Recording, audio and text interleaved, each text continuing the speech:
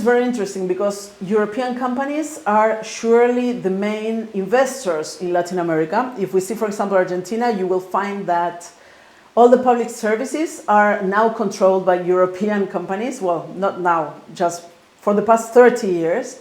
And when we see for example, in Chile también, we have the same example that the European companies have gone to take over banks, or Mexico too, they take over banks, they go to supermarkets area, they go to electricity, water, sewage management. So what we see is a very strong presence of European companies in Latin America. The Chinese have thought of and they have developed a different strategy inside Latin America. They have been smarter in a way that they know that they need things from Latin America, but they have not left that to the markets. They have gone through a negotiation of country by country.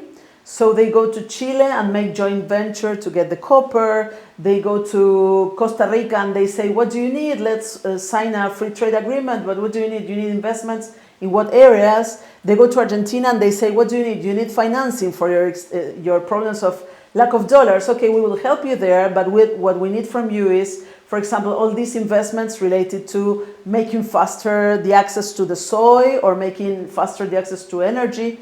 So Chinese have been different in that way. It's not market-based, but more a strategy related to the strategy of the Belt and Road Initiative, and I would say a smarter initiative. Even so, what we see is that there is an idea, actually the Friedrich Ebert Stiftung in Latin America, they made a very interesting research last year, I think it was, when they found out that they asked people what they thought of the European Union, the Europeans in general, and they found out that there is still a relationship for people, for let's say normal people, not academics or politicians, just regular people think that the European Union is more related to human rights protection. So there is this idea that everything that is related to Europe will be more related to also protecting human rights or protecting, let's say, liberal rights. The thing is that what we have actually seen is that Europe in Latin America has been there to make business.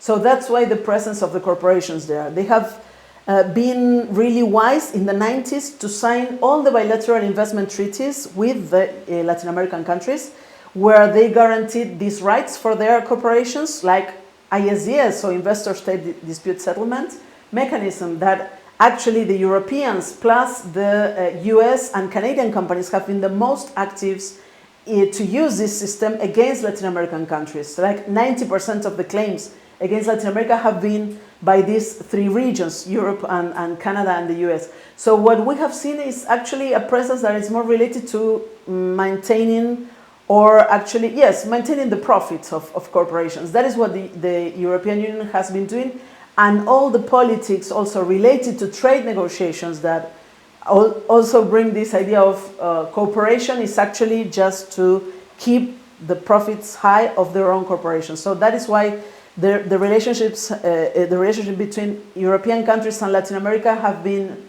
usually quite tense, because all the political changes that are ongoing in Latin America usually relate to the change of policies that actually touch or change the profit ideas of these corporations. So that is why also there is a tension there, and that is something that probably will not change in the near future.